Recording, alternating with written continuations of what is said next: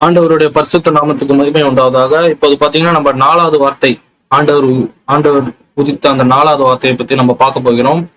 இந்த வார்த்தை பாத்தீங்கன்னா மார்க் எழுதின சுவிசேஷம் 15ஆம் அதிகாரம் வசனங்கள் 34 மத்தேயு எழுதின சுவிசேஷம் 27ஆம் அதிகாரம் வசனங்கள் 46. மார்க் 15:34 மத்தேயு 27:46. இதுதான் வந்துட்டு ஆண்டவர் உதித்த 4வது வார்த்தை. நான் அது படிக்கிறேன். மார்க் சுவிசேஷத்தில் 15ஆம் அதிகாரம் 34. 9 மணி நேரத்தில் இயேசு ஏலியே ஏலியே லமா சமுக்தி என்று மிகுந்த சத்தமிட்டு கூப்பிட்டார். அதற்கு என் தேவனே ஏன் என்னை கைவிட்டீர் என்ற அர்த்தம். இதான் ஒரு ஆண்டவராக இயேசு கிறிஸ்து உதித்த 4வது வார்த்தை. இப்ப நம்ம அதை பத்தி தான் தியானிக்க போகிறோம். கிட்டத்தட்ட பாத்தீங்கன்னா சிலுவையில அவர் கிட்டத்தட்ட ஒரு ரொம்ப நேரம் அவர் இருந்துட்டாரு. இன்னும் ஒரு 3 வார்த்தைகள் தான் அவர் வந்துட்டு இன்னும் அவர் கூறப்போகிறார். உண்மையிலே பாத்தீங்கன்னா மொத்தம் 7 வார்த்தைகள், இது 4வது வார்த்தை. கிட்டத்தட்ட கடைசி எண்டுக்கு வந்தாச்சு ஆண்டவரோட மரணத்துக்களை. இதுல பாத்தீங்கன்னா 2 விஷயம் நம்ம இதுல பாக்குறோம். ஒண்ணு பாத்தீங்கன்னா ஆண்டவராக இயேசு கிறிஸ்து என் தேவனே. அப்போ நமக்கு ஒரு கேள்வி வரும், ஆண்டவராக இயேசு கிறிஸ்துவே தேவன் தானே, இவர் என்ன இன்னொருத்தரை பார்த்து என் தேவனேன்னு கூப்பிடுறாரு? சோ அது யாரு? நம்ம வந்து நார்மலா இது படிச்சோம்னா ஆமா, பிதா வந்துட்டு தேவன், குமாரனும் தேவன். ஆனா குமாரன் பாத்தீங்கன்னா பிதாவை பார்த்து என் தேவனே, குமாரன் வந்துட்டு ஏன் அப்படி கூப்பிடணும்? இவரும் ஒரு தெய்வம் தானே. இதுக்கான அர்த்தம் என்ன? அப்போ வந்துட்டு இவருக்கு மேல ஒரு கடவுள் இருக்கிறாரா? அப்போ இவர் வந்து நம்மள மாதிரி ஒரு சாதாரண ஒரு மனுஷன் தானா? வெறும் கடவுளோட சித்தத்தை நிறைவேற்ற மட்டும்தான் வந்திருக்கிறாரா? ஏன் இவர் வந்துட்டு என் தேவனேங்கிற ஒரு விஷயத்த வந்துட்டு அவர் குறிப்பிடுகிறார்? சோ அதை பத்தி இந்த பைபிள் ஸ்டடியில நம்ம பார்க்க போறோம், இந்த சர்மன்ல நம்ம பார்க்க போறோம். 2வது பாத்தீங்கன்னா ஏன் என்னை கைவிட்டீர். இது ஒரு பெரிய ஒரு வாக்கியமா இருக்கு. ஏன்னா கடவுள் கைவிட்டார்னா அவ்வளவு பெரிய ஒரு கொடூரமா நடந்துச்சு. ஏன் அவ்வளவு பெரிய ஒரு வார்த்தை ஆண்டவர் சொல்லணும்? ஏன்னா கடவுள் வந்துட்டு யாரையும் கைவிடாத தேவன் தானே பைபிள் நம்ம படிச்சிருக்கிறோம். ஏன் ஆண்டவராக இயேசு கிறிஸ்து ஏன் இந்த வார்த்தையை உதித்தார்? ஏன் இந்த வார்த்தையை அவர் வந்துட்டு அந்த டைம்ல அவர் சொன்னார்? சோ இந்த 2 விஷயத்தை பத்தி தான் இன்னைக்கு நம்ம வந்துட்டு ஒரு பைபிள் ஸ்டடி பார்க்க போகிறோம். ஏன் என் தேவனே ஏன் என்னை கைவிட்டீர். சோ வாங்க முதல்ல நம்ம ஃபர்ஸ்ட் விஷயம் எதை பத்தி பாத்தீங்கன்னா என் தேவனே ஏன் வந்து ஆண்டவராக இயேசு கிறிஸ்து அவருக்கு மேல ஒரு கடவுள் இருக்கிறாரா? அப்படிதான் நமக்கு அர்த்தம் வரும். என் தேவனேனா அப்ப அவருக்கு மேல ஒரு கடவுள் இருக்கிறாரு தானே ஒரு அர்த்தம். ஏன் ஆண்டவர் அப்படி குறிப்பிட்டுக்கிறார்? அவரே தேவன் தானே. அப்படித்தானே நம்ம பைபிள்ல படிக்கிறோம் ஆண்டவரே இயேசு கிறிஸ்து தெய்வம்னு. அப்போ பிதாவும் தெய்வம்னு நமக்கு தெரியும். அப்போ ஏன் வந்துட்டு குமாரன் வந்துட்டு பிதாவை பார்த்து என் தேவனே கூப்பிடுறாரு? அதே மாதிரி குமாரன் வந்துட்டு குமாரனுக்கு மேல ஒரு தெய்வம் இருந்தா அப்போ பிதா வந்துட்டு எப்பாவது குமாரனை தெய்வம்னு கூப்பிட்டுருக்கிறாரா? சோ இதை பத்திலாம் ஒரு டிஸ்கஷன் தான் முதல் பாயிண்ட்ல நம்ம பார்க்க போறோம். வாங்க முதலாவது பாத்தீங்கன்னா எரேமியா புஸ்தகம் 32ஆம் அதிகாரம் வசனங்கள் 27. எரேமியா 32:27 நான் படிக்க. இதோ நான் மாம்சமான யாவருக்கும் தேவனாகிய கர்த்தர், ஏன் என்னால் செய்யக்கூடாத அதிசய காரியங்கள் ஒன்று உண்டோ? அப்போ இந்த வசனத்தை பாருங்க. நான் மாம்சமான யாவருக்கும் தேவனாகிய கர்த்தர். எல்லா மாம்சம், அதாவது யாரெல்லாம் ஃபிளஷ், எல்லா ஃபிளஷ் உள்ள ஆளுங்களுக்கு நான் வந்து தேவன். அதாவது நம்ம மனுஷங்களுக்கு வந்துட்டு மனுஷனுக்கு மேல ஒரு தேவன் இருக்கிறார். இப்போ ஆண்டவராக இயேசு கிறிஸ்து பாத்தீங்கன்னா இப்ப மனுஷனா இருக்கிறார். ஆனா அவர் வந்துட்டு ஆரம்ப காலத்துல மனுஷனா இருந்தாரா? பைபிள் வந்துட்டு அதுதான் சொல்றா. இப்ப நம்மளாம் வந்து மனுஷ கோலத்துல இருக்கோம். ஆனா வேதம் என்ன சொல்லுது? ஆண்டவர் ஒரு நேரத்தில், அதாவது ஆண்டவராக இயேசு கிறிஸ்து ஒரு காலகட்டத்தில் அவர் மாம்சமாக வந்தார். ஆனா அதுக்கு முன்னாடி அவர் எப்படி இருந்தார்? அப்ப அந்த மாம்ச கோலம் எடுத்த பிறகுதான் அவருக்கு மேல ஒரு கடவுள் வந்து விட்டார். அப்ப அதுக்கு முன்னாடி 2 பேரும் ஈக்குவலா இருந்தாங்களா? இப்ப நம்ம அதுக்கான வசனங்கள் பார்க்க போகிறோம். உங்களுக்கு புரிஞ்சிருக்கும் நான் நம்புறேன். நான் மறுபடியும் சொல்றேன். எரேமியா புஸ்தகம் 32:7 என்ன போட்டிருக்குன்னா, இதோ நான் மாம்சமான யாவருக்கும் தேவனாகிய கர்த்தர். இப்ப யார்கிட்ட மாம்சம் இருக்கோ அவங்களுக்கு மேல ஒரு தேவன் இருக்கிறார். எல்லா மாம்சத்துக்கும் ஒரு தேவன் இருக்கிறார்னு பைபிள் சொல்லுது. ஆனா ஆண்டவராக இயேசு கிறிஸ்து பாத்தீங்கன்னா ஒரு காலகட்டத்தில் தான் மாம்சமாக பூமிக்கு வந்தார். அப்படித்தானே வேதம் சொல்லுது. அதுக்கு முன்னாடி உலகம் உண்டாவதுக்கு முன்னாடி கிறிஸ்து இருந்தார் என்று வேதம் கூறுகிறது. யோவான் 17:5 பாத்தீங்கன்னா நீங்க படிச்சிருந்தீங்கன்னா உங்களுக்கு தெரியும், கிறிஸ்து உலகம் உருவாக்குறதுக்கு முன்னாடி நான் இருந்தேன்.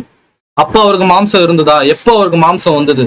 இப்போ அதுக்கான ஒரு விளக்குறை தான் நம்ம பார்க்க போறோம். முதல்ல பாத்தீங்கன்னா யோவான் 1:1 நம்ம பார்ப்போம். யோவான் எழுதின சுவிசேஷம் 1ஆம் அதிகாரம் வசனங்கள் 1. ஆதியிலே வார்த்தை இருந்தது, அந்த வார்த்தை தேவனிடத்தில் இருந்தது, அந்த வார்த்தை தேவனாய் இருந்தது. சோ இதுல பாருங்க, அதாவது ஆதி இல்லைன்னா தொடக்கத்துல இந்த உலகம்லாம் உருவாக்கு முன்னாடி வார்த்தை இருந்தது. சரி, வார்த்தைனா ஏதோ ஒருத்தர், அந்த வார்த்தை தேவனிடத்துல இருந்தது. ஓகே, தேவனிடத்துல ஏதோ ஒரு வார்த்தை இருக்கு, அந்த வார்த்தை தேவனா இருக்கிறது. இப்ப இங்க பாருங்க, ரெண்டு பேர் இருக்கிறாங்க, தேவன் ஒருத்தர் இருக்கிறாங்க, வார்த்தைன்னு ஒண்ணு இருக்கிறாங்க. ஆனா இந்த ரெண்டு பேரும் பாத்தீங்கன்னா மாம்சம் இருக்கா? ரெண்டு பேருக்கும் மாம்சம் இல்ல, ரெண்டு பேரும் கிட்டத்தட்ட ஈக்குவல். அந்த சார்ட்ல உங்களுக்கு காட்டுறேன் பாருங்க. இப்ப இந்த சார்ட்ல பாத்தீங்கன்னா தெரியும், ஆதியிலே பிகினிங், தொடக்கத்திலே வார்த்தை இருந்தது, அந்த வார்த்தை தேவனிடத்தில் இருந்தது. With God, the word was with God and the word was God. அப்ப ரெண்டு பேர் இருக்கிறாங்க, கடவுள் ஒருத்தர் இருக்கிறார், வார்த்தைங்கிற இருக்கிறாங்க. சோ இந்த வார்த்தை வந்துட்டு பூமிக்கு வந்துட்டு மனுஷ ரூபம் எடுத்துதா, மாம்சமாக மாறி நம்ம மத்தியில வந்துதா? 2000 வருஷம் முன்னாடி அந்த மாம்சமாக இருந்த அந்த வார்த்தை வந்துதா? சோ அது பாருங்க, யோவான் 1:14 1:14, யோவான் 1:14. அந்த வார்த்தை மாம்சமாகி கிருபையினாலும் சத்தியத்தினாலும் நிறைந்தவராய் நமக்குள் வாசம் பண்ணினார். அவருடைய மகிமையை கண்டோம், அது பிதாவும் ஒரு பேரானவருடைய மகிமையை ஏற்ற மகிமையாக இருந்தது. சோ பாருங்க, ஆதியிலே வார்த்தை இருந்தது, அந்த வார்த்தை தேவன் எடுத்திருந்தது, அந்த வார்த்தை தேவனா இருந்தது. ஓகே, அப்போ வேர்டு வந்து காடு, அப்புறம் இன்னொரு 2 பேர் இருந்திருக்கிறாங்க தொடக்கத்துல. அதுக்கப்புறம் பார்த்தீங்கன்னா அந்த வார்த்தை வந்துட்டு கிட்டத்தட்ட நம்ம வாழ்ற காலத்துல இருந்து 2000 வருஷம் முன்னாடி அந்த வார்த்தை மாம்சமாய் கிருபையினால் அவங்க மத்தியில இப்போ வந்திருக்கு. அப்ப இதுக்கு என்ன அர்த்தம்? இதுக்கு முன்னாடி அவர் மாம்சமாக இல்லை. 2000 வருஷம், அதாவது நம்ம இப்ப இருக்கிறதுல இருந்து 2000 வருஷம் முன்னாடி அந்த வார்த்தை மாம்சமாக மாறிவிட்டது. எரேமியா 32:7 நம்ம என்ன படித்தோம்? எல்லா மாம்சத்துக்கும் ஒரு தேவன் இருக்கிறார். எரேமியா 32:17 நம்ம இப்பதான் பார்த்தோம். 27 பாருங்க, நம்ம இப்பதான் அதை பத்தி படிச்சோம். இதோ நான் மாம்சமாக யாவருக்கும் தேவனாகிய கர்த்தர். அப்ப யார்கிட்ட மாம்சம் இருக்கோ அவருக்கு மேல ஒரு கடவுள் இருக்கிறார்.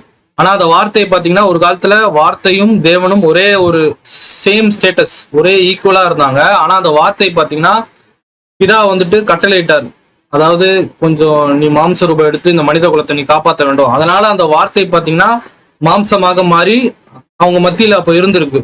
அப்போ அவங்க மத்தியில மாம்சமாக இருந்தால் அப்போ எப்படி ஒரு மாம்சத்துக்கு மேல ஒரு தேவன் இருக்கிறாரோ, இவரும் இப்போ மாம்சம் எடுத்ததுனால இவருக்கு மேல ஒரு தேவன் இருப்பார். அதுதான் வந்து வேதம் கூறுகிறது. சோ அதனாலதான் வந்துட்டு ஆண்டவராகிய இயேசு கிறிஸ்து என் தேவனே என் தேவனே ஏன் கூப்பிடுறாருன்னா அவர் மாம்ச ரூபம் எடுத்ததுனால தான். ஆனா அது எடுக்கிறதுக்கு முன்னாடி பாத்தீங்கன்னா 2 பேரும் ஈக்குவல். அதுதான் யோவான் சொல்லுது. யோவான் 10 கூட நீங்க பார்த்திருப்பீங்க, நானும் பிதாவும் ஒன்றுன்னு ஏசப்பா சொல்லுவார். அதுக்கு வந்துட்டு அவங்க கல் எறிஞ்சு கொள்ள பார்ப்பாங்க யூதர்கள், ஏன்னா அது தப்பு அப்படின்னு அவங்க நினைக்கிறாங்க. ஆனா அதோட உண்மையான அர்த்தம் பாத்தீங்கன்னா யோவான் 1:1 குறிப்பிட்டிருக்குது. அந்த வார்த்தை வந்துட்டு தேவன் இடத்துல இருந்தது, அந்த வார்த்தை தேவன். அந்த வார்த்தை தான் வந்து மாம்சமாக மாறிவிட்டது. யார்கிட்ட மாம்சம் இருக்கோ அவருக்கு மேல ஒரு தேவன் இருப்பார். அதுதான் வேதம் கூறுகிறது. வேதம் வந்துட்டு எங்கேயும் புறப்படாது. ஒரு வார்த்தை இங்க இருக்கு, இன்னொரு வார்த்தை அங்க இருக்கு, ரெண்டுத்துக்கும் ஒரு கான்ட்ரடிக்ஷன் இருக்கு. அது ரெண்டுமே சேம், எல்லாத்துக்கும் ஒரே அர்த்தம் தான். சோ யாருக்கு மாம்சம் இருக்கிறதோ அவருக்கு மேல ஒரு தேவன் இருப்பார். ஆண்டவராகிய இயேசு கிறிஸ்து மாம்ச ரூபம் எடுத்ததால் அவருக்கு மேல ஒரு தேவன் இருக்க வேண்டும். அதுதான் வேதம் கூறுகிறது. ஆண்டவர் வந்துட்டு திடீர்னு வந்துட்டு இப்போ நான் ரூலை மாத்த போறேன் அப்படி இல்லை, ஒரு ரூலை போட்டா அந்த ரூல் தான். சோ அந்த ரூல் படி அவருக்கு மேல ஒரு தேவன் இருக்க வேண்டும். உங்களுக்கு இது புரிஞ்சிருக்கும் நான் நம்புறேன். இப்ப பாத்தீங்கன்னா ஆண்டவராகிய இயேசு கிறிஸ்து மரித்த பிறகு கூட பாத்தீங்கன்னா அவரு திரும்பவும் பாத்தீங்கன்னா அவர் உயிர் தெழும்பும் போது அதே மனுஷ ரூபத்துல தான் வர்றாரு. அவர் வந்துட்டு திரும்பி அந்த வார்த்தை ரூபத்துல இல்ல. அவர் வார்த்தையா இருக்கும் போது எந்த ரூபத்துல இருந்தாரோ அந்த ரூபத்துல இல்ல. அவர் உயிர் தெழும்ப பிறகு அந்த மனுஷ ரூபம் தான் எடுக்கிறாரு. தோமஸ் கிட்ட வந்து காட்டுறாரு அவரோட கைகள்ல அவர் அடிச்ச அந்த ஆணில. அது பாத்தீங்கன்னா யோவான் எழுதின சுவிசேஷம் 20ஆம் அதிகாரம் 27வது வசனத்துல நீங்க படிச்சீங்கன்னா தெரியும். அவர் உயிர் தெழுந்த பிறகு திரும்பி அவர் மனுஷனா தான் வர்றாரு. அவர் அந்த வார்த்தை அந்த வடிவத்துல வரவில்லை. அப்ப கிட்டத்தட்ட பாத்தீங்கன்னா அவர் ஒரு வாட்டி மனுஷ ரூபம் எடுத்ததுனால அது அவர் வந்து பெர்மனன்ட், அதை அவர் மாத்திக்கவே இல்லை. அந்த நேச்சர் அவர் எடுத்ததுனால அவர் பெர்மனண்டா தான் இருக்கிறாரு. அது மட்டும் இல்ல, அவருக்கு வந்து திரும்பி 40 நாள் கழிச்சு அவர் பரலோகத்துக்கு போகும்போதும் எப்படி இருக்கிறாரு? அதே மனுஷ ரூபத்துல தான் அவர் இருக்கிறார். அதே மனுஷ ரூபத்துல தான் அவர் எடுத்து போகிறார். அதனாலதான் பாத்தீங்கன்னா வெளிப்படுத்தல வந்துட்டு இப்போ ஒரு சில வசனம் இருக்கும். 1:6 வெளிப்படுத்தல் 1:6 இல்லைன்னா 3:2 பரலோக ராஜ்யத்துக்கு கூட ஆண்டவர் வந்து சொல்றாரு, மை காட், என்னோட பிதா, என்னோட தேவன் சொல்லுவார். அது ஏன் கூப்பிடுறாருன்னா இவர் மாம்ச ரூபம் எடுத்துட்டார். இவர் மாம்ச ரூபம் எடுத்ததுனால இவருக்கு மேல ஒரு தேவன் வந்தாக வேண்டும். ஆனா இவர் மாம்ச ரூபம் எடுக்கிறதுக்கு முன்னாடி இவர் வார்த்தையா இருக்கும்போது ரெண்டு பேரும் equal. God the father, God the Sun, Holi spirit, மூணு பேரும் ஈக்குவலா தான் இருந்தாங்க. ஆனா குமாரன் வந்து மனுஷ ரூபம் எடுத்ததனால் அவருக்கு மேல ஒரு தேவன் வந்திருக்கிறார். அதுதான் அர்த்தம். ஸோ உங்களுக்கு புரிஞ்சிருக்கும் நான் நம்புறேன். ஸோ நான் இவ்வளவு விளக்குறை இப்ப நான் கொடுத்தேன் இதை பத்தி. இந்த ஏன் வந்துட்டு ஆண்டவரை என் தேவனே என் தேவனே ஏன் என்னை கைவிட்டீர், என் தேவன் ஏன் ஆண்டவர் சொல்றாரு. இப்ப வந்துட்டு குமாரன் தான் சொல்றாரு. அப்போ பிதா வந்து எப்பாவது பார்த்து குமாரனை பார்த்து தேவன் சொல்லி இருக்கிறாரா? அதுக்கு ஏதாவது ப்ரூஃப் இருக்கா? நம்ம வந்துட்டு இப்ப பார்த்துட்டோம். ஓகே, ஒரு மாம்சம் எடுத்ததுனால ஓகே கடவுளுக்கு மாம்சத்துக்கு மேல ஒரு கடவுள் இருப்பாருன்னு எரேமியா 32:27 நம்ம பார்த்தோம். ஓகே, அதுக்கு நீங்க கிளியரான விளக்குரை கொடுத்துட்டோம். ஆனா பிதா எப்பாவது வந்து சொல்லியிருக்கிறாரா? நீங்க தான் சொல்றீங்க இந்த மாதிரி வார்த்தை வந்து தேவன், வார்த்தை வந்து தேவன். ஓகே, ஆனா பிதா எங்கேயாவது பைபிள்ல வந்துட்டு குமாரன் வந்துட்டு கடவுள்னு சொல்லி இருக்கிறாரா? இப்ப அதுக்கான வசனம் நான் எடுக்கிறேன். Hebrews chapter 1:8. எபிரேயர் புஸ்தகம் 1ஆம் அதிகாரம் 8ஆம் வசனத்தை இப்ப பாருங்க. எபிரேயர் 1:8. குமாரனை நோக்கி, தேவனே உம்முடைய சிங்காசனம் என்றென்றைக்கும் உள்ளது, உம்முடைய ராஜ்யத்தின் செங்கோல் நீதி உள்ள செங்கோலா இருக்கிறது. சோ இது பாத்தீங்கன்னா பிதா வந்து இந்த வசனம் பாத்தீங்கன்னா பிதா வந்துட்டு குமாரனை பார்த்து சொல்றாரு. குமாரனை நோக்கி தேவனே, பாருங்க எபிரேயர் 1ஆம் அதிகாரம் நீங்க படிச்சீங்கன்னா தெரியும். எபிரேயர் 1:8 பாத்தீங்கன்னா அப்படி போட்டிருக்கு பாருங்க. குமாரனை நோக்கி தேவனே. அப்போ வந்துட்டு பிதாவும் வந்துட்டு குமாரனை பார்த்து தெய்வம் தான் சொல்றாரு. ஸோ இதுல இப்ப நிறைய பேர் வந்து இந்த கேள்வி இருந்திருக்கும். இந்த கேள்விக்கான ஆன்சர் நான் கொடுத்துட்டேன். எபிரேயர் 1:8 பாத்தீங்கன்னா பிதாவே வந்து சொல்றாரு, குமாரனை நோக்கி தேவனே உம்முடைய சிங்காசனம் என்றென்றைக்கும் உள்ளது, உம்முடைய ராஜ்யத்தின் செங்கோல் நீதி உள்ள செங்கோலா இருக்கிறது. ஸோ இதுக்கான விளக்குறை உங்களுக்கு புரிஞ்சிருக்கும்னு நான் நம்புறேன். ஒரு முதலாவது பாயிண்ட் வந்து பாத்தீங்கன்னா நம்ம ஒரு நிமிஷத்துல நான் அது முடிக்கிறேன். ஏன் வந்துட்டு ஆண்டவராக இயேசு கிறிஸ்து அவருக்கு மேல என் தேவனே என் தேவன், அப்போ இயேசுக்கு மேல ஒருத்தர் இருக்கிறாரா அப்படின்னு ஒரு கேள்வி வந்துட்டு நம்ம படிக்கும் போது வரும்.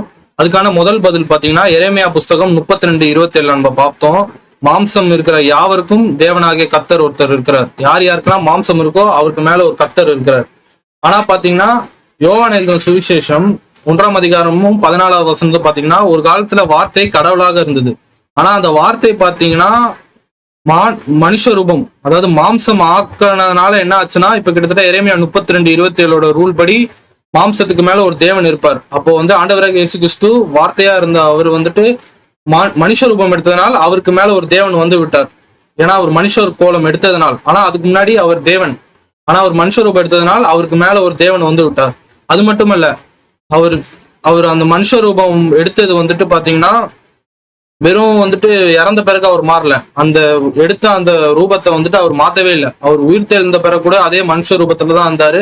பரலோக ராஜ்யத்துக்கு போய பிறகு அதே மனுஷ ரூபத்துல தான் இருந்தாரு. அங்கிருந்து இப்போ ரூலிங் கூட அதே மனுஷ ரூபத்துல தான் இருந்தாரு.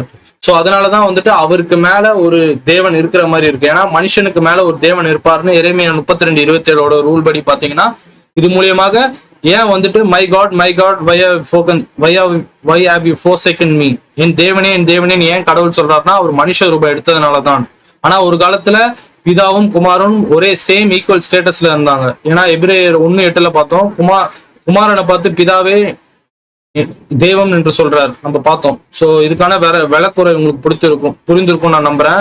அதே மாதிரி பாத்தீங்கன்னா இப்போ அடுத்த வாட்டி நீங்க வெளிப்படுத்தல் படிக்கும் போது ஏன் வந்துட்டு பரலோகத்துல இருக்கும்போது கூட என் தேவனே அப்படின்னு ஆண்டவர் சொல்றாருன்னா இதுக்கு அர்த்தம் உங்களுக்கு புரிஞ்சிருக்கும். அடுத்த வாட்டி உங்களை யாரும் ட்விஸ்ட் பண்ண முடியாது.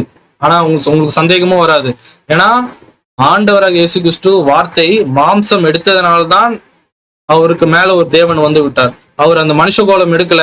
பிதாவோட சித்தத்துக்கு அவர் வந்துட்டு ஓகே கீழ்ப்படியாம அவர் வார்த்தையாவா இருந்திருந்தால் ரெண்டு பேரும் ஈக்குவலா இருந்திருப்பாங்க. ஆனா பிதாவோட சித்தத்தை கீழ்ப்படியல் மட்டும் இல்ல, அவர் வந்து நம்மளை நேசித்தால்தான் அவர் மனுஷ கோலம் எடுத்தார். அவர் மனுஷ கோலம் எடுக்கவே தேவையில்ல. ஆனா இந்த உலகத்தை நேசித்தால்தான் அவர் அந்த காட் ஸ்டேட்டஸ்ல இருந்து அவர் கீழே இறங்கி மனுஷ கோலத்தை எடுத்ததனால் அவருக்கு மேல ஒரு தேவன் இருந்தார். ஆனா பரவாயில்ல, இது மூலியமாக உலகத்தை காப்பாற்ற முடியும்னா நான் இறங்குறேன் அப்படின்னு குமாரன் இறங்கியதால் நம்ம அனைவருக்கும் மீட்பு வந்தது. அதுக்காக நாம் ஆண்டவருக்கு துதிக்க வேண்டும், நாம் நன்றி செலுத்த வேண்டும்.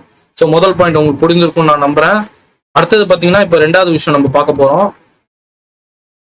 ரெண்டாவது பாயிண்ட் பாத்தீங்கன்னா ஏன் வந்துட்டு தேவனே ஏன் என்னை கைவிட்டீர் அதை பத்தி தான் இப்ப நம்ம பார்க்க போகிறோம். ஒரு உதாரணம் சொல்றேன். இப்போ மலை உச்சியில வந்து ஒருத்தர் பாத்தீங்கன்னா கீழே விழ போடுறாரு. அவரை நம்ம வந்து டைட்டா பிடிச்சிட்டு இருக்கிறோம். அந்த மலை உச்சியில நின்றுட்டு இருக்கிறவர் வந்து கீழே விழுற மாதிரி கீழே விழ போயிட்டாரு. நம்ம அவரை டைட்டா பிடிச்சிட்டோம். திடீர்னு நம்ம கை விட்டா நம்ம என்ன சொல்லுவோம்? ஏன் என்னை கை விட்டீர்? அந்த மாதிரி ஒரு வாக்கியம் தான் அந்த வாக்கியம். ஏன் என்னை கை விட்டீர்னோட அர்த்தம் பாத்தீங்கன்னா, ஒரு மலை மேல ஒருத்தர் நிக்கிறவர் வந்துட்டு கீழே விழுற ஒரு டைம் ஆச்சு, அவர் கீழே விழ போகிறார், அவரை டைட்டா பிடிச்சிட்டு இருக்கிறோம். திடீர்னு நம்ம கை ஸ்லிப் ஆகி விழும் போது அவர் சொல்ற அந்த வார்த்தை தான் ஏன் என்னை கை விட்டீர்னு நம்ம சொல்லுவோம். இதான் உதாரணம். அதே மாதிரி பாத்தீங்கன்னா இப்ப ஆண்டவராக இயேசு கிறிஸ்து அதான் சொல்றாரு. அப்ப பிதா வந்துட்டு கை விட்டதுனாலதான் இந்த மாதிரி ஒரு வார்த்தை சொல்றாரா, ஏன் என்னை கைவிட்டீர்? இதுக்கான ஒரு அர்த்தம் என்ன? ஏன் வந்துட்டு ஆண்டவராக இயேசு கிறிஸ்து அவ்வளவு குமாரனை நேசித்த பிதா வந்துட்டு எப்படி வந்துட்டு கைவிடுவார்? ஏன்னா வந்துட்டு பிதா வந்து பாத்தீங்கன்னா உலகத்துல இருக்கிற அனைவரையும் அவர் கைவிட மாட்டார். எப்படி ஒரு குமாரன் அவர் கூட இருந்த ஒரு வார்த்தை அவர் எப்படி கைவிட முடியும்? சோ ஆண்டவர் ஏன் அந்த வார்த்தையை உதித்தார்? அதை பத்தி தான் நம்ம ரெண்டாவது பாயிண்ட் இப்ப பார்க்க போகிறோம். இது பாத்தீங்கன்னா முதலாவது ஏன் என்னை கைவிட்டீர். இது பாத்தீங்கன்னா சங்கீதக்காரன் வந்து 22வது அதிகாரத்துல வந்துட்டு ஏற்கனவே அவர் வந்து குறிப்பிட்டார். கிட்டத்தட்ட கிறிஸ்து பிறக்கிறதுக்கு 1000 வருஷம் முன்னாடி இந்த தீர்க்கதரிசனம் வந்து சங்கீதக்காரன் உரைத்திருக்கிறான். அதாவது கிறிஸ்து பிறக்கிறதுக்கு 1000 வருஷம் முன்னாடியே அவன் வந்து காண்கிறான். அப்போது பாருங்க அவன் வந்துட்டு என்ன எழுதுகிறான் என்று, என் தேவனே ஏன் என்னை கைவிட்டீர். சோ இது மூலியமா நமக்கு என்ன ப்ரூஃப் ஆகுதுன்னா, 1000 வருஷம் சங்கீதக்காரன் எழுதப்பட்ட அந்த தீர்க்கதரிசனம் ஆண்டவராக இயேசு கிறிஸ்துவோட காலகட்டத்தில் நிறைவேறுகிறது. என் தேவனே ஏன் என்னை கைவிட்டீர். இந்த ஒரு வாக்கியத்தை வந்து ஆண்டவராக இயேசு கிறிஸ்து சிலுவையில இருக்கும்போது சொல்றார். ஆனா இதா வந்துட்டு கைவிட்டாரா? அதான் இப்ப நம்ம பார்க்கணும். ஏன்னா வந்துட்டு அவ்வளவு பெரிய தேவன் வந்து உலகத்துல யாரையும் கைவிட மாட்டார். அதனாலதான் நம்ம கோயிலுக்கு போறோம், சர்ச்சுக்கு போறோம். எல்லாமே என்னன்னா ஆண்டவர் நம்மளை எப்பவும் நம்மளை பாதுகாத்து கொள்ளணும், அவர் கைவிடுற தேவன் இல்லைன்னா நம்ம ஜெபிக்கிறோம். அப்ப குமாரன் அவர் கைவிட்டுட்டாரா? இப்ப நம்ம பார்க்க போகிறோம். முதலாவது பாத்தீங்கன்னா இந்த சங்கீதம் 22ல பாத்தீங்கன்னா இதுல 4ல இருந்து 8 நான் படிக்கிறேன். இது யாரை பத்தி குறிக்குதுன்னு நான் படிக்கும் போதே உங்களுக்கு புரிஞ்சுப்பீங்க. எங்கள் பிதாக்கள் உம்மிடத்தில் நம்பிக்கை வைத்தார்கள், நம்பின அவர்களை நீர் விடுவித்தீர். உம்மை நோக்கி கூப்பிட்டு தப்பினார்கள், உம்மை நம்பி வெட்கப்பட்டு போகிறதல்ல. நானோ ஒரு புழு, மனுஷன் அல்ல, மனுஷரால் நிந்திக்கப்பட்டு ஜனங்களால் அவதீனப்பட்டு இருக்கிறேன். என்னை பார்க்கிறவர்கள் எல்லாம் என்னை பரியாசம் பண்ணி உதடை புதுக்கி தலையை துலுக்கி, கர்த்தர் மேல் நம்பிக்கையா இருக்கிற இவனை விடுவிக்க வேண்டும், இவன் மேல் பிரியமா இருக்கிறாரே, இப்பொழுதே இவனை மீட்க வேண்டும் என்றார்கள். அதாவது பாத்தீங்கன்னா இந்த வசனம் இந்த 4 to 8 உங்களுக்கு புரிஞ்சிருக்கும். கிட்டத்தட்ட பாத்தீங்கன்னா இது அப்படியே ஆண்டவரோட சிச்சுவேஷன்.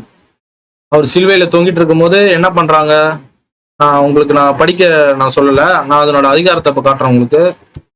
மத்தேயு 27 வசனங்கள் 39ல இருந்து 40. நான் அது சுருக்கமா படிக்கிறேன். மத்தேயு 27 39ல இருந்து 43. இதுல பாருங்க, முதல்ல இதுல என்ன போட்டிருக்கு பாருங்க, தலையை துலுக்கி. இதே விஷயம் எங்க நடக்குது பாருங்க, சங்கீதம் 1000 வருஷம் முன்னாடி சங்கீதக்காரன் எழுதுறான், தலையை துலுக்கி. அது மட்டுமல்ல, இன்னும் என்னென்ன நடக்குது, ஜனங்களால் அவமதிக்கப்பட்டேன், அது மட்டுமல்ல மனுஷரால் நிந்திக்கப்பட்டேன். இது பாருங்க 27ல பாருங்க, இவங்க வந்து கேலி செய்யறாங்க, நீதான் தேவாலயத்தை அழிச்சு 3 நாள்ல நீதான் திருப்பி கட்டுற அளவுக்கு உனக்கு சக்தி இருக்கு, எங்க இறங்கி வா பார்ப்போம் சிலுவையில இருந்து. இதுக்கான பாருங்க சங்கீதக்காரன் என்ன பண்றான்னு பாருங்க. 6ஆம் வசனத்துல, மனுஷரால் நிந்திக்கப்பட்டேன், ஜனங்களால் அவமதிக்கப்பட்டேன். கிட்டத்தட்ட ரெண்டும் பாருங்க ஒரே நேரத்துல. சங்கீதக்காரன் வந்து 1000 வருஷம் முன்னாடி எழுதியிருக்கான். ஒரு யூதன் இதை படிச்சுட்டு அவன் இதையும் படிச்சு இது இயேசு இல்லைன்னு அவன் சொல்றானா என்னன்னு சொல்றான். அதே மாதிரி பாத்தீங்கன்னா ஒரு இஸ்லாம், ஜீசஸ் வந்து இன்னும் ஜீசஸ் எங்களுக்காக மறிக்கல, ஜீசஸ் சிலுவையில இறங்கல, இது 1000 வருஷம் முன்னாடி இயேசு பிறக்கிறதுக்கு 1000 வருஷம் முன்னாடி எழுதின தீர்க்கதரிசனம். ஆனா இயேசு வந்து 600 வருஷம் கழிச்சு வந்த ஒரு நபரை வந்து நீங்க நம்புறீங்கன்னா இதுக்கு மேல ஒண்ணும் இல்லை. ஏன்னா சிலுவை மரணத்தை யார் ஒருத்தன் வந்துட்டு நிராகரிக்கிறானோ அவன் வாழ்க்கை ஐயோன்னு தான் நான் சொல்லுவேன். நீங்க 2 பேரும் மத்தவங்களுக்கு கூட விட்டுறலாம், ஆனா யூதனும் இஸ்லாமும் உங்களுக்கு நான் ஒரு வார்னிங் இல்ல, நீங்களே பாருங்க. இதுக்கு மேல எதுவும் இல்ல ப்ரூஃப். சங்கீதக்காரர் 22வது சங்கீதம் 22 நீங்களே படிங்க. இதுக்கு மேல இது ஆண்டவர் இல்ல, உங்களை நீங்களே அப்படி இதுதான் உங்களுக்கு சந்தோஷம் கொடுக்குதுன்னா நன்றி. ஆனா என்னோட கடமை நான் சொல்லிட்டேன். ஒருவேளை யாராவது இது கேட்கறவங்க, ஒருவேளை நீங்க கேட்கலாம், அந்த நபர் ஒருவேளை கேட்கலாம், இல்ல அந்த குரூப் கேட்கலாம். ஒருவேளை நீங்க கேட்டீங்கன்னா இதுக்கும் மேல இல்ல சங்கீதக்காரன் இதெல்லாம் போய் பைபிள் ஃபால்ஸ், 1000 வருஷம் முன்னாடி எழுதினதுங்க. 1000 கிறிஸ்து பிறக்கிறதுக்கு 1000 வருஷம் முன்னாடி எழுதின இதே விஷயம் 1000 வருஷம் கழிச்சு கிறிஸ்து சிலுவையில இருக்கும்போது நடக்குது. என்னென்ன நடக்குது? 6ஆம் அதிகாரத்துல பாருங்க, மனுஷலால் நிந்திக்கப்பட்டேன், ஜனங்களால் அவமதிக்கப்பட்டேன், தலையை துலுக்கி உதட்டை புசுக்கி, எல்லாமே நடக்குது பாருங்க சிலுவையில. அப்புறம் 8வது வசனம் பாருங்க, நீதான் கர்த்தரை நம்பினியே, எங்க இறங்கி வான்னு மத்தேயு 27 சொல்றாங்க. அதே சங்கீதக்காரன் 8ஆம் வசனத்துல சொல்றான் பாருங்க, கர்த்தர் மேல் நம்பிக்கையா இருந்தேன், அவர் இவனை விடுவிக்க வேண்டும், இவன் மேல் பிரியமா இருக்கிறாரே, இப்பொழுதே இவனை மீட்க வேண்டும். கிட்டத்தட்ட நீதான் தேவனோட குமாரன் ஆச்சு. இங்க பாருங்க 43 நான் காட்டுறேன். 43, இப்பொழுதே இவனை ரட்சித்து என்றார். அதாவது நீதான் தேவனோட குமாரன் என்று சொன்ன. இங்க பாருங்க 43, தன்னை தேவனுடைய குமாரனை சொல்லி தேவன் மேல் நம்பிக்கையா இருந்தானே, எங்கே இறங்கி பாரு, இங்க இறங்கி வா, இப்போ நீதான் தேவபுத்திரன் ஆச்சு. அதே வசனம் பாருங்க 22 சங்கீதம் 22:8 அதே மேட்சிங். 1000 வருஷம் கழிச்சு கிறிஸ்து சிலுவையில இருக்கும்போது இதே விஷயம் நடக்குது. சோ கிட்டத்தட்ட பாத்தீங்கன்னா இது கிறிஸ்துவ பத்தியான ஒரு தீர்க்க தரிசனம் தான் இந்த 27. சோ இது நமக்கு ஒரு ப்ரூஃபாக இப்ப தெரிஞ்சு விட்டது. ஆனால் இன்னும் நமக்கு விடை கிடைக்கவில்லை. ஏன் ஆண்டவராக இயேசு கிறிஸ்து ஏன் என்னை கைவிட்டீர்? இது ஒரு தீர்க்க தரிசனம், நீங்க சொல்றதெல்லாம் ரைட்டு தான். ஓகே, 1000 வருஷம் முன்னாடி தாவீதுக்காரன் எழுதி விட்டார், ஏன் என்னை கைவிட்டீர். ஆனா ஏன் அந்த ரீசன் இன்னும் தெரியலையே. வெறும் ஒரு தீர்க்க தரிசனம், அதனால அவர் வாயில உதித்துட்டார், அவள் தான் முடிச்சுன்னு நம்ம முச்சிடலாமா பைபிள் ஸ்டடியா? கண்டிப்பா என்னால முடியாது. ஒருவேளை நார்மலா படிக்கிறவங்க ஓகே, சங்கீத 22 இந்த மாதிரி ஒரு தீர்க்க தரிசனம் போட்டிருக்கு, அதுதான் ஆண்டவர் உதித்து இருக்கிறார், அவள் தான். ஆனா நான் இன்னும் கொஞ்சம் ஆழமா போகணும்னு விரும்புறேன். ஏன் இந்த மாதிரி ஒரு வார்த்தை சொன்னார்? ஏன் ஆண்டவராக கிறிஸ்து ஏன் என்னை why have you forsaken me, இங்கிலீஷ்ல போட்டிருக்கு, why have you forsaken me, ஏன் என்னை கைவிட்டீர்? அதுக்கான ஒரு அர்த்தம் இப்ப நம்ம இன்னும் ஆழமா பார்க்க போறோம். அதுக்கு பாத்தீங்கன்னா இப்ப நமக்கு ப்ரூஃப் ஆச்சு. சங்கீதம் 22 ஒரு தீர்க்க தரிசனம் தான். இந்த தீர்க்க தரிசனம் தான் மத்தேயு 27 நிறைவேறுகிறது. ஓகே, ஆனா ஏன் இந்த விஷயம் அவர் சொல்றாரு? அதுக்கு பாத்தீங்கன்னா மார்க் எழுதின சுவிசேஷம் 15ஆம் அதிகாரம் வசனங்கள் 33 முதல் 34 அது முதல்ல நம்ம படிப்போம். மார்க் 15 33 முதல் 34. 33ல பாருங்க, 6 மணி நேரம் முதல் 9 மணி நேரம் வரை பூமி அந்தகாரத்தில் உண்டாயிற்று. அதாவது 6 மணி நேரம்னா கிட்டத்தட்ட 12 மணின்னு சொல்லுவாங்க. 9 மணிங்கிறது 3 மணி நேரம், 6 மணிங்கிறது 12 மணி நேரம், 9 மணி நேரம்ங்கிறது யூதர்களை பொறுத்த வரைக்கும் நம்ம டைம் படி இப்போ 6 மணிங்கிறது 12 மணி, மதியானம் 12 மணில இருந்து 3 மணி வரைக்கும் ஃபுல்லா இருட்டா இருந்திருக்கு. பூமி எங்கேயும் அந்தகாரம் உண்டாயிற்று. அப்ப என்ன, அப்பதான் இந்த வார்த்தையை உதிக்கிறார், என் தேவனே என் தேவனே ஏன் என்னை கைவிட்டீர். இதே விஷயம் பாத்தீங்கன்னா மத்தேயுலயும் இது போற்றப்பட்டிருக்கு. மத்தேயுலயும் பாத்தீங்கன்னா வசனங்கள் 45 46 இதே மாதிரி ஒரு இதே வாக்கியம் தான் போட்டிருக்கு. மார்க்ல சொல்லப்பட்ட அந்த வார்த்தை தான் போட்டிருக்கு. கிட்டத்தட்ட மத்தேயுலயும் பாத்தீங்கன்னா அதே தான் போட்டிருக்கு. அதாவது 6ஆம் மணி நேரம் 9 மணி நேரம், கிட்டத்தட்ட 12 மணி மதியானத்துல இருந்து 3 மணி வரைக்கும், கிட்டத்தட்ட 3 ஹவர் பாத்தீங்கன்னா உலகம் இருளா இருக்கு. அப்பதான் இந்த வார்த்தையை ஒதுக்குறாரு, ஏன் என்னை கைவிட்டீர். இப்ப நம்ம சங்கீதம் 22 ஃபுல்லா படிப்போம், அப்ப நமக்கு ஃபுல்லா புரிஞ்சிடும். என் தேவனே ஏன் என்னை கைவிட்டீர், எனக்கு உதவி செய்யாமலும் நான் கதறி சொல்லும் வார்த்தைகளை கேளாமலும் ஏன் தூரமா இருக்கிறீர். இந்த வார்த்தையை அவர் உதிச்ச பிறகு, என் தேவனே ஏன் என்னை கைவிட்டீர், அது சொல்லிய பிறகு அவர் சொல்ற அர்த்த விளக்கம் பாருங்க, எனக்கு உதவி செய்யாமலும் நான் கதறி சொல்லும் வார்த்தைகளை கேளாமலும் ஏன் தூரமா இருக்கிறீர். கிட்டத்தட்ட பாத்தீங்கன்னா 12ல இருந்து 3 மணி நேரம் இருள். அந்த இருள் எதை குறிக்குது பாத்தீங்கன்னா, உங்களுக்கு நீங்க பைபிள் பழைய ஏற்பாடுல இருந்து ஃபுல்லா படிச்சீங்கன்னா தெரியும். இருளுங்கிறது எதை குறிக்குதுன்னா, கடவுளோட அந்த ஜட்ஜ்மெண்ட், கடவுளோட நியாய தீர்ப்பு அங்க நடக்குது உலகத்துக்காக. இப்போ ஆண்டவராக இயேசு கிறிஸ்து சிலுவையில பாவத்தை, இந்த உலகத்தோட அனைத்து பாவமும் சுமத்து கொண்டிருக்கிறார். அப்ப அந்த நியாய தீர்ப்பை காட்டுறதுக்காக உலகம் ஃபுல்லாக இருட்டாக இருக்குன்னு நம்ம மத்தேயுல பாக்குறோம். அந்த கரெக்டா 3 மணி நேரம் முடிந்த உடனே ஆண்டவராக இயேசு கிறிஸ்து சொல்றார், பிதாவே ஏன் என்னை கைவிட்டீர். அப்போ அந்த செகண்டே மத்தேயு 27 பாருங்க, அந்த செகண்டே பாத்தீங்கன்னா அந்த 9 மணி நேரத்தில் அவர் சொல்லிய பிறகு இந்த இருளானது அகற்றப்படுகிறது. 3 மணி நேரம் அந்த இருள் எதை குறிக்குதுன்னா, இருள் எதை குறிக்குது, ஆண்டவராக இயேசு கிறிஸ்துவோட சிலுவை அவர் பாவத்தை சுமந்து கொண்டு இருக்கிறார். அந்த நேரத்துல பாத்தீங்கன்னா உலகம் ஃபுல்லா இருட்டாக இருக்கிறது. இருள் பாத்தீங்கன்னா கடவுளோட நியாய தீர்ப்பு, ஜட்ஜ்மெண்ட் இந்த உலகத்துல இப்ப நடக்குது. பாவம், அவரோட ஜட்ஜ்மெண்ட் எப்ப நடக்கும், இந்த உலகம் பாவத்துல இருக்கும்போது ஜட்ஜ்மெண்ட் நடக்கும். இதுக்கு உதாரணம் பாத்தீங்கன்னா எகிப்து தேசத்துல பாத்தீங்கன்னா ஃபுல்லா இருட்டா இருக்கும். அதே மாதிரி பாத்தீங்கன்னா வெளிப்படுத்தல் புஸ்தகத்துல பாத்தீங்கன்னா அந்தி கிறிஸ்துவோட அந்த ஆட்சி ஃபுல்லாவே இருட்டா இருக்கும். அந்த இருட்டு எதை குறிக்குதுன்னா கடவுளோட நியாய தீர்ப்பு அங்க நடந்து கொண்டு இருக்கிறது. சோ கிட்டத்தட்ட உலகம் ஃபுல்லா இருட்டா இருக்கு. என்ன அர்த்தம்னா உலகத்தில் இருக்கிற அனைத்து பாவங்களும் இப்ப ஆண்டவர் மேல் சுமந்ததால் அந்த உலகம் முழுவதும் இருட்டாக இருக்கு. கடவுளோட நியாய தீர்ப்பு நடக்குது. ஆனா எப்போ ஆண்டவரை இயேசு கிறிஸ்து இதுக்கு மேலேயுமா நம்ம தான் நீங்க சொன்ன மாதிரி நான் வந்து சிலுவையில நான் தொங்கி எல்லாரோட பாவத்துக்காக நான் மரித்துட்டேனே, இன்னும் எவ்வளவு நேரம் தான் என்ன கேட்காம இருப்பீங்க? அப்ப சொல்லும் போதுதான், குமாரனே நீ என் சித்தத்தை நீ முடித்து விட்டாய், இப்போதே நீ என்னோட கூட இப்போது என்னிடத்தில் வருவாய், இருளானது அகற்றப்படுகிறது. அந்த 3 மணி நேரத்தில் கரெக்டாக அவர் எப்போ அந்த வசனம் அவர் சொல்றாரு பாருங்க, 9 மணி நேரத்துலதான் அவர் சொல்றாரு. 9ஆம் மணி நேரத்தில் இயேசு அந்த கரெக்டா அந்த 9வது மணி நேரம், அதாவது 3 மணிக்கு அவர் அந்த சொன்ன அந்த செகண்டே இருளானது அகற்றப்படுகிறது. இதுக்கு மேல நீ அனுபவிச்சது போதும். அதனால்தான் அந்த ஆண்டவர் ஆகிய இயேசு கிறிஸ்து வந்துட்டு அந்த வார்த்தையை சொல்றாரு, தேவனே தேவனே ஏன் என்னை கைவிட்டீர். பிதா பாத்தீங்கன்னா கைவிடல.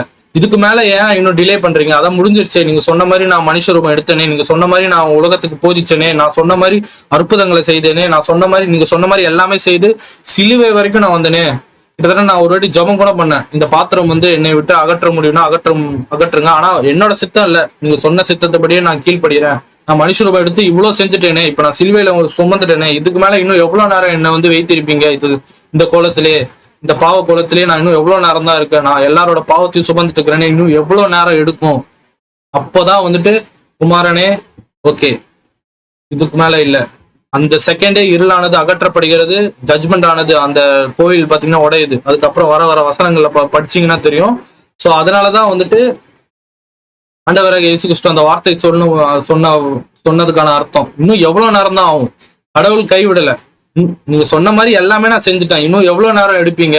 இதுக்கு மேலேயும் இதுக்கு இவ்வளவு பனிஷ்மெண்ட் நான் அனுபவிச்சிட்டேன், இதுக்கு மேலேயுமா? அதுதான் அர்த்தம். கடவுள் கைவிடல, இதனோட அர்த்தம் இதுதான். அதுதான் சங்கீதக்காரன் சொல்றான்,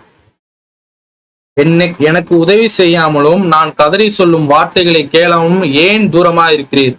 என் தேவனே தேவனே ஏன் என்னை கைவிட்டீர்? எனக்கு உதவி செய்யாமலும் நான் கதறி சொல்லும் வார்த்தைகளை கேளாமலும் ஏன் தூரமா இருக்கிறீர்? உங்களுக்கு புரிஞ்சிருக்கும். அடுத்த வாட்டி யாராவது வந்துட்டு ஏன் வந்துட்டு உங்க தேவனே வந்து பாத்தீங்கன்னா பிதாவே குமாரனை வந்துட்டு கை விட்டுட்டார், அதனால்தான் ஆண்டவரை இயேசு கதறாருன்னா இல்ல. அவரு என்ன சொல்ல வர்றாருன்னா, நீங்க சொன்னபடி எல்லாமே முடிஞ்சிருச்சு, இதுக்கு மேல நமக்கு ஜட்ஜ்மெண்ட். நீங்க சொன்ன மாதிரி நான் சிலுவையில அரைஞ்சிட்டேன், 3 மணி நேரம் நான் வந்துட்டு இருளை பார்த்துட்டேன், இதுக்கு மேலேயுமா? சொல்லி அடுத்த நிமிடமே அந்த இருளானது அகற்றப்படுகிறது, இஸ்ரேல் அந்த தேவாலயம் பரவுகிறது. இதுக்கு மேல பாத்தீங்கன்னா உலகத்துல பாவம் மன்னிக்கப்படுது ஆண்டவரை இயேசு கிறிஸ்துவை நம்பும் போது. இப்போ உங்களுக்கு இது புரிஞ்சிருக்கும் நான் நம்புறேன். ஏன் வந்து கடவுள் வந்துட்டு என் தேவனே ஏன் என்று கூறினார், அதை பத்தி நான் விளக்குறை கொடுத்தேன். அது மட்டுமல்ல, ஏன் என்னை கைவிட்டீர், அதுக்கான ஒரு டீட்டெயிலான ஒரு எக்ஸ்பிளனேஷன் நான் கொடுத்தேன். இப்ப பாத்தீங்கன்னா இந்த இருள், இது ஒரு தீர்க்க தரிசனம் தான். ஏன் வந்துட்டு இந்த இருள் வந்துட்டு 3 மணி நேரம் இருந்தது? ஃபர்ஸ்ட் இந்த 3 மணி நேரம் அதை பத்தியும் படிப்போம். அதுக்கு முன்னாடி இந்த இருளை பத்தி ஒரு தீர்க்க தரிசனம் பாத்தீங்கன்னா ஆமோஸ் புஸ்தகம் 8ஆம் அதிகாரம் வசனங்கள் 9-11. ஆமோஸ் 8ஆம் அதிகாரம் வசனங்கள் 9-11 இப்ப நான் படிக்கிறேன். ஆமோஸ் 8:9-10 இப்ப நம்ம பார்க்க போகிறோம்.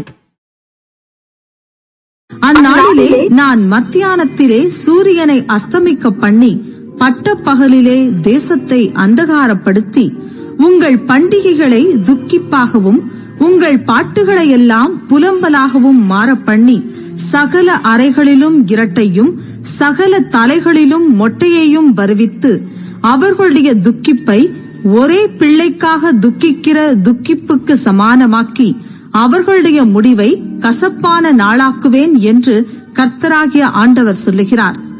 இதோ நான் இப்ப நீங்க பாத்திருப்பீங்க, கேட்டிருப்பீங்க, ஆமோஸ் 8:9-10 இந்த தீர்க்கதரிசனம் பாத்தீங்கன்னா எங்க நிறைவேறுது என்று பாத்தீங்கன்னா மத்தேயு 27, அதாவது 12 மணில 3 மணி நேரம், அந்த 3 மணி நேரம் இருட்டை எதை குடிக்குது பாருங்க. நான் வந்து பாத்தீங்கன்னா சூரியனை, அதாவது கடவுள் சூரியனை வந்துட்டு பகல் நேரத்தில், அதாவது மதியான நேரத்துல நான் வந்து அஸ்தமனப்படுத்தி இருட்டாக்குவேன். அதாவது மதியான நேரம் பாத்தீங்கன்னா அவ்வளவு வெயில் அடிக்கிற இடத்துல அஸ்தமனம் பண்ணி ஃபுல்லா இருட்டாக்குவேன். அது மட்டுமல்ல, உங்களோட எல்லா விதமான ரிலீஜியஸ் ஃபீஸ்ட் இங்கிலீஷ்ல போட்டுருக்கோங்க, எல்லா விதமான பண்டிகைகளும் அன்னைக்கு ஒரு புலம்பலாக அழுகையின் பற்களாக மாறும். கிட்டத்தட்ட நீங்க உங்க தலைகளை ஷேவ் பண்ற மாதிரி ஆயிடும். ஆனா எதுக்காக? ஒரு பிள்ளை, ஃபார் த ஒன்லி சன், அது யாருன்னு உங்களுக்கே தெரியும். அந்த ஒரே பிள்ளை யாருன்னா ஆண்டவராகிய இயேசு கிறிஸ்து குமாரன். அந்த ஒரு பிள்ளைக்காக அந்த நாள் பாத்தீங்கன்னா at the end of the day it is like a bitter day, ஒரு கசப்பான நாளாக இருக்கும். இந்த தீர்க்கதரிசனம் பாத்தீங்கன்னா ஆமோஸ் தீர்க்கதரிசனம், ஆமோஸ் தீர்க்கதரிசி 8ஆம் அதிகாரம் வசனங்கள் 9-10. இந்த இருள் வந்து எது, ஏன் இந்த இருள் வந்து பாத்தீங்கன்னா மத்தேயு 27 நம்ம பார்த்தோம். இருள் எதை குறிக்குது பாத்தீங்கன்னா ஜட்ஜ்மெண்ட், ஒரு உலகத்துக்கு ஜட்ஜ்மெண்ட், அதாவது நியாய தீர்ப்பு நடக்குது. அதனாலதான் இந்த இருள் வருது, அதுக்கான ஒரு ப்ரூஃப். ரெண்டாவது பாத்தீங்கன்னா இந்த இருள் வெறும் 3 மணி நேரம் தான் இருக்கு. இந்த இருள் பாத்தீங்கன்னா ஒரு 5 மணி நேரமோ இல்ல 6 மணி நேரமோ இல்ல 1 மணி நேரமோ இல்ல, ஏன் 3 மணி நேரம் இருக்கு? நீங்க பழைய ஏற்பாடு கால புஸ்தகத்துல யூத இதுல பாத்தீங்கன்னா கிட்டத்தட்ட பாத்தீங்கன்னா ஒரு சாக்ரிஃபைஸ், அதாவது ஒரு அனிமல், அதாவது ஒரு மிருகத்தை வந்துட்டு பலி கொடுப்பாங்க. 9 மணிக்கு பலி கொடுப்பாங்க, 3 மணிக்கு பலி கொடுப்பாங்க. 3 மணிக்கு பலி கொடுக்கறது பாத்தீங்கன்னா ரெண்டுமே வந்து பாவத்துக்காக தான். ஆனா 3 மணிக்கு கொடுக்குற பலி பாத்தீங்கன்னா அது முக்கியமா பாவ மன்னிப்புக்காக. 3 மணிக்கு ஒரு பலி கொடுக்கறது வந்து அந்த மிருகத்தை பலி கொடுத்தது ஏன், எதுக்கான அர்த்தம் பாத்தீங்கன்னா பாவ மன்னிப்புக்காக யூதர்கள் 2 பலி கொடுப்பாங்க. இந்த 3 மணிக்கு பலி கொடுக்கறதுக்கு முன்னாடி 3 மணி நேரம் பாத்தீங்கன்னா அவங்க பாவத்தை அறிக்கையிடுறதுக்காக ஒரு நேரம் 12 to 3. இந்த 12 to 3 பாத்தீங்கன்னா இந்த 3 மணி நேரம் தான் வந்துட்டு அவங்க பாவத்தை வந்துட்டு அறிக்கையிடுவாங்க. அப்புறம் 3 மணிக்கு ஒரு பலி செலுத்தப்படும். ஓகே, அதோட அந்த நாள் முடிந்துவிடும். இதுதான் யூதத்தோட அந்த ட்ரெடிஷன். அந்த கோயில்லாம் நீங்க படிச்சிருப்பீங்க பழைய ஏற்பாடு கால புஸ்தகத்துல. அந்த கோயிலுக்குள்ள பாத்தீங்கன்னா 2 விதமான ஒரு மிருகத்தை அவர்கள் வந்து பலி கொடுப்பார்கள். 9 மணிக்கு ஒரு பலியும் 3 மணிக்கு ஒரு பலியும். 9 மணி பலியும் பாவத்துக்கு தான். ஆனா அந்த டைம்ல பாவ மன்னிப்புக்காக அவங்க வந்துட்டு பண்ண மாட்டாங்க, அது காலையில பண்றதுனால. ஆனா அவங்களோட நாள் வந்து 6 மணிக்கு முடியும். அப்போ 3 மணிக்கு வந்து கடைசியா ஒரு பலி கொடுப்பாங்க. அந்த 3 மணிக்கு கொடுக்குற அந்த பலி பாத்தீங்கன்னா அதுக்கு முன்னாடி ஒரு 3 ஹவர், அந்த 3 ஹவர் டைம்ல பாத்தீங்கன்னா யூத மக்கள் பாத்தீங்கன்னா அவங்க பாவத்துக்காக அவங்க மன்னிப்பு கேட்பாங்க. ஓகே, நான் இந்த பாவம் செஞ்சிருக்கிறேன், அதுக்காக மன்னியும். அப்புறம் ஒரு ரத்த பலி கொடுப்பாங்க. ரத்தம் இல்லாமல் பாவ மன்னிப்பு கிடையாது என்று வேதம் கூறுகிறது. அதனாலதான் அவங்க மிருகத்தை பலி கொடுக்குறாங்க. அதே போல் மத்தேயு 27 பாத்தீங்கன்னா என்ன நடக்குது, அதே 3 மணிக்கு பாத்தீங்கன்னா ஆண்டவராகிய இயேசு கிறிஸ்து வந்து பிதாவை ஏன் என்னை கைவிட்டீர் அப்படி சொல்லிய உடனே அவரும் மரிக்கிறார். அதே அந்த 3 மணிக்கு. அதுக்கு முன்னாடி 12 to 3 ஹவர் பாத்தீங்கன்னா அந்த இருள் ஏன் வந்ததுன்னா இந்த பழைய ஏற்பாடு கால புஸ்தகம் நிறைவேற்றதான். ஏன்னா நீங்க மத்தேயு 5:17 பாத்தீங்கன்னா ஆண்டவர் என்ன சொல்லுவார், நான் நியாயங்களை நிறைவேற்ற வந்திருக்கேன். I came here to fulfil the law. Matthew 5:17 நீங்க எடுத்தீங்கன்னா தெரியும். பழைய ஏற்பாடு கால புஸ்தகத்தின் நியாய பிரமாணத்தை அவர் நிறைவேற்ற வந்திருக்கிறார்.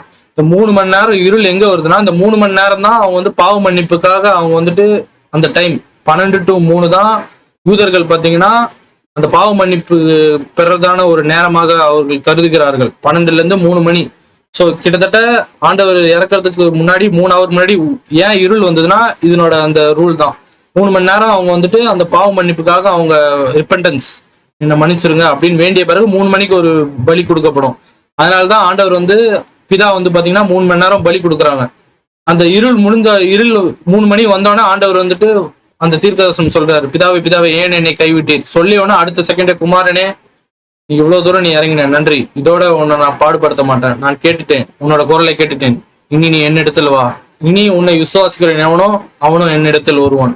அதோட இது மூலியமாக ஒரு பெரிய ஒரு தீர்க்கதரிசனம் முடியுது. ஒரு பெரிய ஒரு மிஸ்ட்ரி, இந்த உலகத்துக்கு ஒரு பெரிய மிஸ்ட்ரி. அதாவது யாருமே எதிர்பார்க்கல இந்த மாதிரி ஒரு சம்பவம் நடக்கும்னு. ஆனா இது மூலியமாக மீட்பு உலகத்துக்கு கிடைத்தது. ஸோ உங்களுக்கு புரிஞ்சிருக்கும்னு நினைக்கிறேன். ஸோ ஃபைனலா ஒரு கன்க்ளூஷன் கொடுக்குறேன். தேவனே ஏன் என்னை கைவிட்டீர்? ஏன் வந்து தேவன் ஆண்டவராகிய இயேசு கிறிஸ்து வந்துட்டு பிதாவை பார்த்து அவருக்கு மேல ஒரு தேவன் இருக்குன்னா அதுக்கு ஏன் நான் பதில் சொன்னேன். அவர் மாம்ச ரூபம் எடுத்ததுனால் மாம்சமா இருக்கிற யாவரும் தேவன், அது அவருக்கு மேல ஒரு தேவன் இருப்பார் என்று எரேமியா புஸ்தகம் 32:27 நம்ம பார்த்தோம். குமாரன் ஒரு காலத்துல வந்துட்டு வார்த்தையா இருந்த அந்த குமாரன் மனுஷ ரூபம் எடுத்ததால் அவருக்கு மேல ஒரு தேவன் இருந்தார். அதனால்தான் தேவனே என்று சொன்னார். ஏன் என்னை கைவிட்டீர், இதுக்கான அர்த்தம் என்னன்னு சொன்ன ஆண்டவர் பிதா வந்துட்டு குமாரனை கைவிடலை.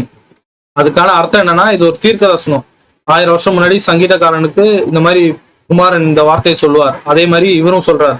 ஆனா இது வெறும் ஒரு தீர்க்கதரிசனம் மட்டும் இல்ல. இந்த ஸ்டேட்மெண்ட் பாத்தீங்கன்னா ஏன் என்னை கைவிட்டீர்னா அப்போ பிதா வந்துட்டு கைவிட்டுட்டாரா, அப்போ தோத்துட்டாரா அப்படின்னு நம்ம யோசிக்க கூடாது. இதுக்கு என்ன அர்த்தம்னா நீங்க சொன்ன மாதிரி நான் எல்லாமே செஞ்சுட்டேனே, இன்னும் எவ்வளவு நேரம் தான் என்ன இந்த மாதிரி ஒரு ஸ்டேட்ல வைப்பீங்க? இவ்வளவு நேரம் நான் பாவத்தை சுமந்துட்டேன், 3 மணி நேரம் இருட்டாச்சு, இன்னும் எவ்வளவு நேரம் தான்? அதுக்கு அடுத்த செகண்டே குமாரன் சொல்லி அடுத்த செகண்டே இருளானது அகற்றப்படுகிறது. அவர் மரணம் அடைகிறார்.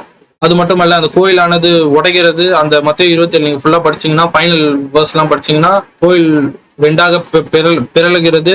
இது மூலியமாக உலகத்துக்கு இனி சுவிசேஷம், சால்வேஷன், அதாவது விசுவாசம், ஆண்டவரை விசுவாசித்தால் நீ பரலோக ராஜ்யம் செல்ல முடியும். இதுக்கு மேல கடவுளுக்கும் மனிதனுக்கும் அந்த உடன்படிக்கை ஆனது ஆண்டவரை இயேசு கிறிஸ்து மூலியம் இது மூலியமாக நிறைவேற்றப்படுகிறது. ஸோ இந்த இது உங்களுக்கு புரிஞ்சிருக்கும் நான் நம்புறேன். நீங்களும் படிங்க. இந்த 4வது இது ரொம்ப முக்கியமானது. நிறைய பேர் பாத்தீங்கன்னா நம்ம இந்த இந்த ஒரு வாக்கியத்துலதான் நிறைய பேர் ஸ்டம்பிள் ஆவாங்க. ஏன் வந்துட்டு குமாரன் வந்துட்டு கைவிட்டார், இல்லைன்னா வந்துட்டு ஏன் வந்துட்டு குமாரன் வந்துட்டு என் தேவனே ஏன் அப்படி கூறினார், அதுக்கான ஃபுல் விளக்குறை நான் கொடுத்துட்டேன். ஸோ இதை வேணா மறுபடியும் பாருங்க. நீங்களும் உங்க சைட்ல இருந்து ரிசர்ச் பண்ணுங்க. ஆண்டவரோட நாமம் இது மூலமாக மகிமைப்படட்டும். ஆமென்.